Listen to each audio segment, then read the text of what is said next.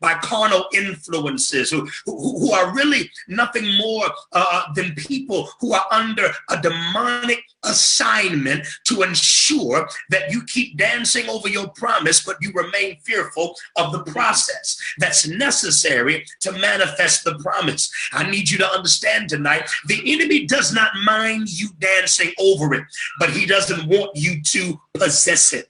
The enemy doesn't mind you praising God for it, but he does not want you to possess it. He is not intimidated by a Hammond B3 organ. He is not intimidated by a tambourine and a dance. He is not intimidated by an organist, a drummer. He is not intimidated by you and all of your praise break. But what he does not want to see, after all of that praising, he wants to make sure that you don't possess everything that God said is yours. But tonight, I need you to put this in the comments. I'm ready to take it.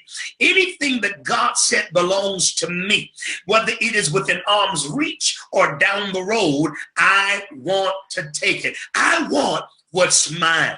And I need you to understand this today, because we taught for years and years what Paul writes in Romans 10:17, that faith cometh by hearing, and hearing by the word of God. But guess what? Not only does the church espouse that, and not only does the church believe that, but guess what? Even the devil believes that. Even the devil understands that faith comes by hearing, and hearing by the word of God. That's why he's always doing everything in his power to keep the word of God out of your ear. But also because he understands that faith either comes or goes based upon what you hear, he tries to make sure that you have all of the wrong people in your ear who will talk you out of your promise. And I need you to hear me tonight, because many of you, your faith is not always established based upon what you've been hearing properly. See, many of you, I'll say it like this. Many of you, you've got to understand who you're hearing. Who you're hearing is just as important as what you're hearing. I'll say that again. Who you're hearing is just as important as what you're hearing. Because if who you're hearing doesn't have the right heart and doesn't have the right spirit, they can state the facts, but they'll incite your fear instead of your faith. And so you got to make sure that you're listening to the right people. And this is the season that you've got to divorce yourself from voices that will impede your future. Let me paint the picture like this. I remember reading a story about a North American shoe company that sent sales agents to the African Congo to survey the prospects for selling shoes in the Congo.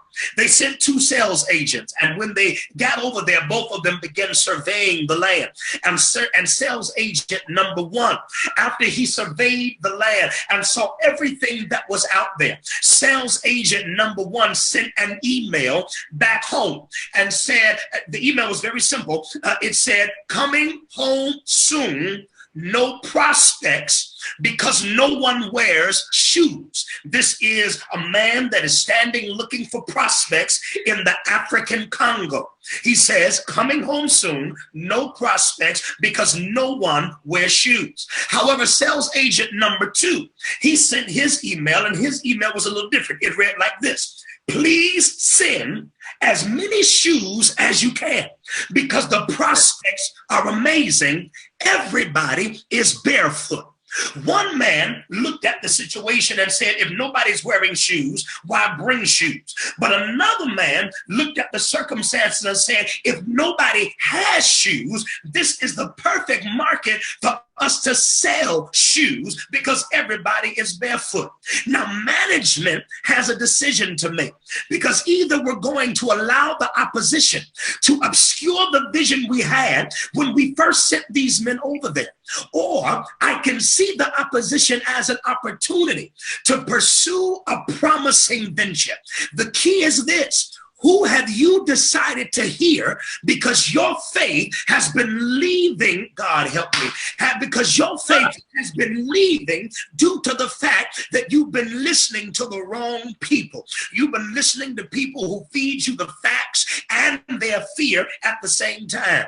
You've been listening to people who feed you the facts and their apprehension at the same time. They've got accurate information, but they're delivering it through the spirit of hesitation. And now you're second guessing. Come on, man. No. You heard God say in church, what you know, you heard your pastor, Pastor Woodson, say on the pulpit. Because but here's the thing, you're second guessing it, because when you left hearing the man of God or the word of God, the devil had somebody waiting for you out there to talk you out of your promise, to talk you out of what God spoke over you. And that's why